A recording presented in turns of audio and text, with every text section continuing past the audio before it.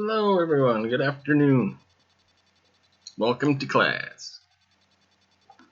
So today our class is on something that people around the country are worried about, 81% in fact, at least of people polled. That there might be a recession hitting this year in the US. So a lot of people are worried about a recession. It just means loss of jobs. Lots of money. A lot of things are down right now. The stock market's not doing the greatest. We're the Dow.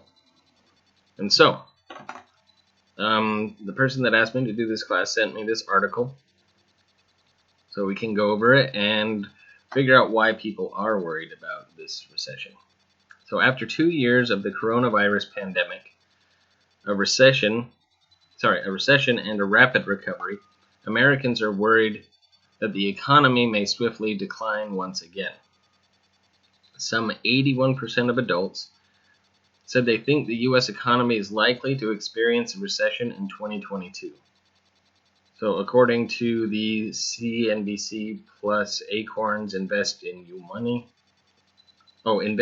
survey, You Money.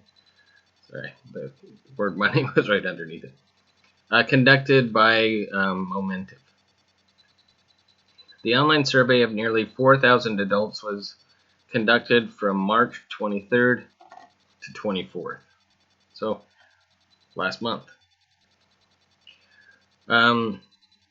Certain groups are anticipating a potential economic downturn more than others, the survey found. That includes Republicans, who are more likely to think there will be a recession than Democrats, as well as those who see themselves as financially worse off this year than they were last year. So the poll ranged, it was about 91% of Republicans believed it, 73% of Democrats, 81% of independents, 88% those under more financial stress, 73% those under the 88% those under more financial stress, 73% those under less financial stress. Just means they're not as worried about their money. People, obviously, who are more worried about their money, it's way up there at almost 90%.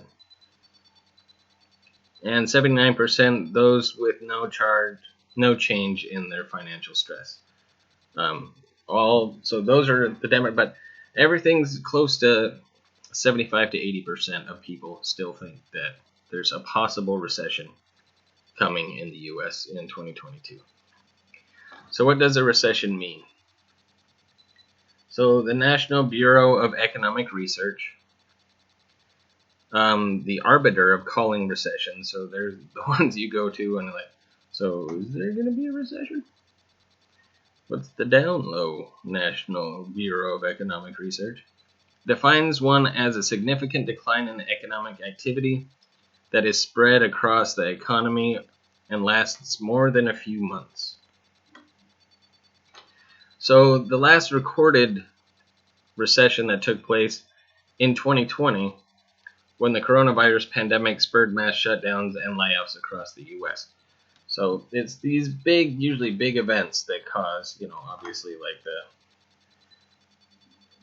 the stock market crash in the late 1920s, and the Dust Bowl in the 30s, early 30s, things like that. Those cause major recessions. And, of course, the pandemic this time. So since, however, the U.S. economy has seen a stunning recovery, the labor market has added back millions of jobs and is nearing its pre-pandemic state. In addition, wages have gone up for many workers, including those in lower-paying jobs. So because of this, many economists aren't too concerned that a recession is on the horizon. And economists are just people who look directly at the economy and study the economy. So if you look at the labor market data right now, you'd be hard-pressed to find any indication of recession. said Nick Bunker, Economic Research Director for North America at the Indeed Hiring Lab. Maybe a relative slowdown, but that's from really hot to just hot.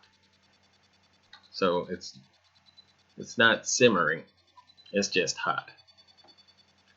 But what are some of the risks on the horizon? So again, I know a lot of families have been in financial stress over the pandemic and people have really pulled together.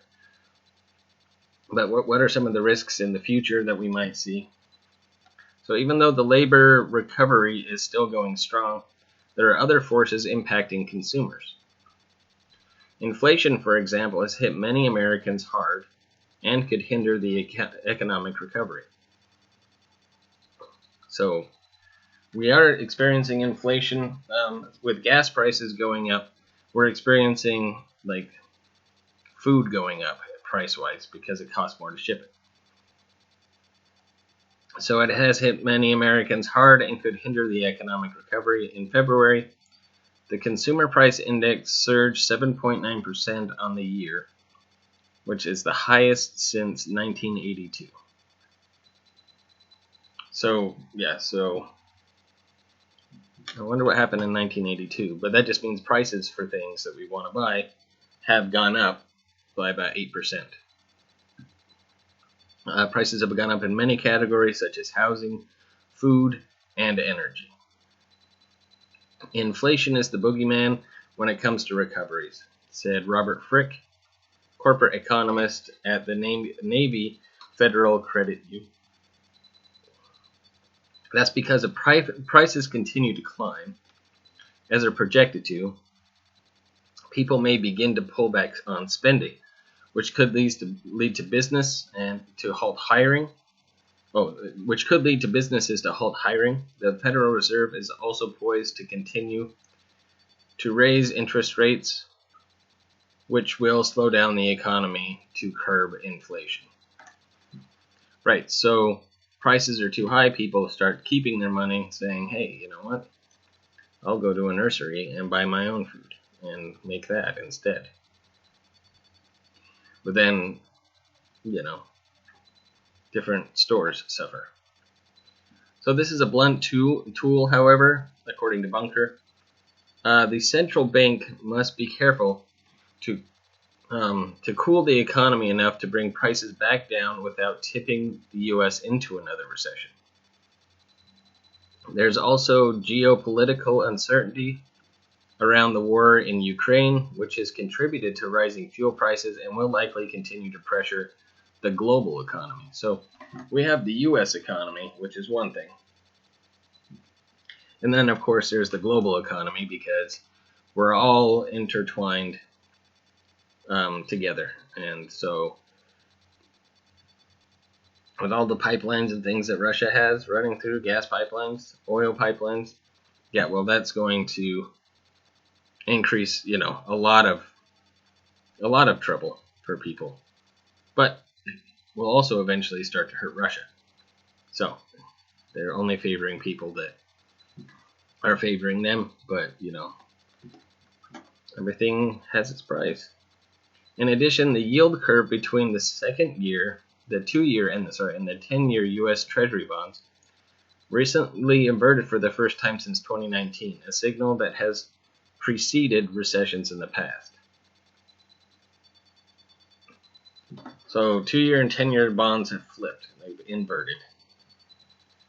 Which I don't know exactly what that means. So, still, this isn't a sure sign that a recession is on the horizon, said Frick. Of all the things you have to worry about, I don't know that the yield curve inverting is one of them, he said. So what to do now? Well, it may be too early for Americans to prepare for a recession. They could take steps now to better their financial situation regardless. So that includes boosting emergency and retirement savings, as well as trimming budgets to keep spending down and inflation that's likely to continue. It pays to step back and look at the positives and weigh the negatives against historical evidence, Frick said. So if you do that with the odds of recession, they're still relatively low, but risks are high. and uncertainty is high. So it sounds like that there are signs pointing to a possible recession, but it also sounds like that it's not that likely to happen, given my air conditioner just turned up. Given that things are actually on the recovery from the huge downturn of, from COVID. So we got to look at the positives as well. But a lot of people are worried about a recession. So, start planning well and hope that all goes okay. And hopefully our class tomorrow will be a little less of scare, even though this wasn't that scary. It's kind of in the middle. And more, not what bad is going to happen in the future. Let's focus on the good as much as we can. All right. Well, ciao for now, everybody, and I will see you all later on. And remember, any questions, comments, suggestions, please let me know, and we will do a class about it. All right. Bye, everybody.